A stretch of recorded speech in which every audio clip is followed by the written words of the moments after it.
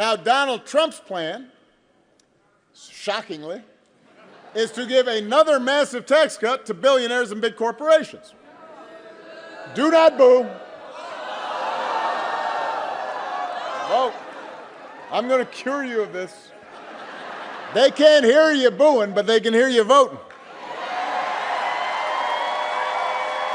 So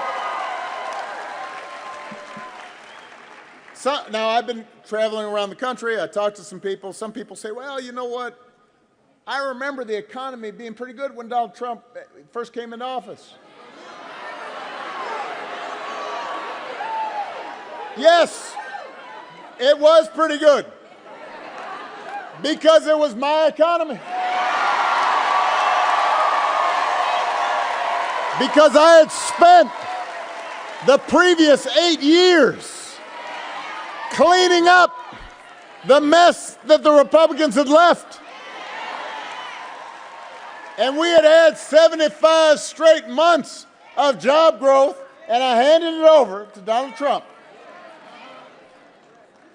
And all he did was give a tax cut to folks who didn't need it and drive up the deficit in the process.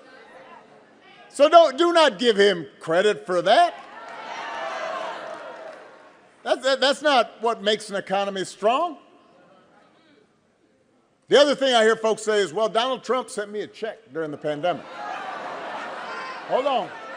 I want to make sure you understand this. First of all, Democrats and Republicans in Congress sent you a check. But also understand, Joe Biden sent you a check during the pandemic. Just like I gave relief to the American people with the help of Congress during the Great Recession. The difference is we didn't put our name on the check because it wasn't about feeding our egos or advancing our politics. It was about helping people get by during a tough time. That's the difference.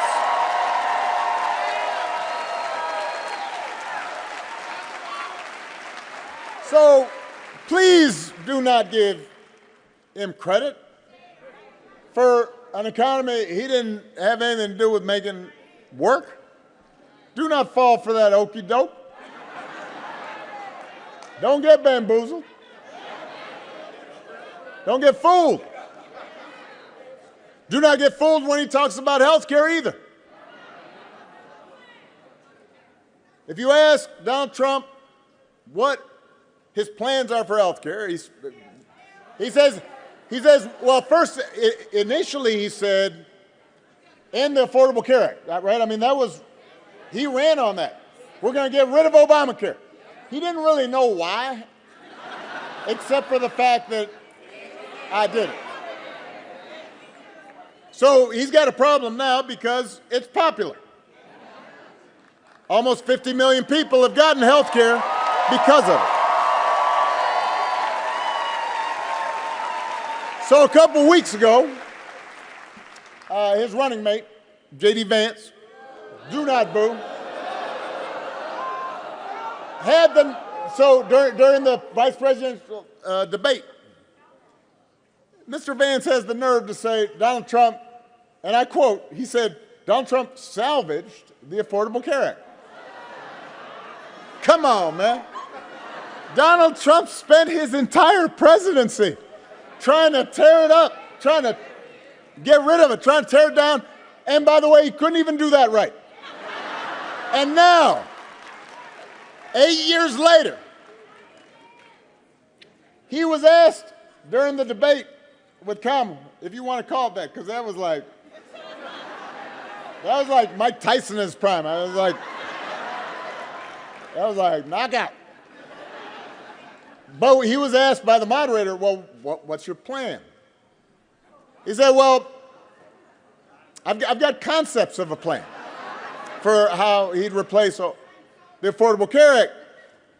And I thought about that, and I want you to think about this.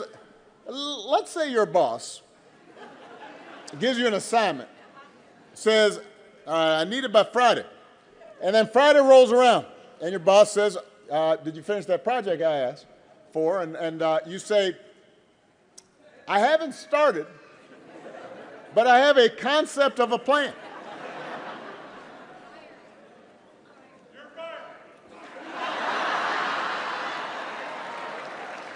You could try it at home. Honey, did you do the dishes? I have a concept of a plan to do the dishes. How's that going over? If it would not work for you, why should it work for the President of the United States? The good news is, Kamala Harris does not have concepts of a plan. She has actual plans to make your life better. She's going to go after corporations that unfairly jack up prices. She's going to make it easier to build and buy a home. She's going to limit out-of-pocket health care costs. She's going to give a tax cut to 100 million middle-class and working Americans. It's on her website. It's laid out in detail. There's an actual plan there. And if Congress passes a bill to restore the reproductive freedom that women had for nearly 50 years, the freedom that Donald Trump bragged about taking away, Kamala will sign it into law.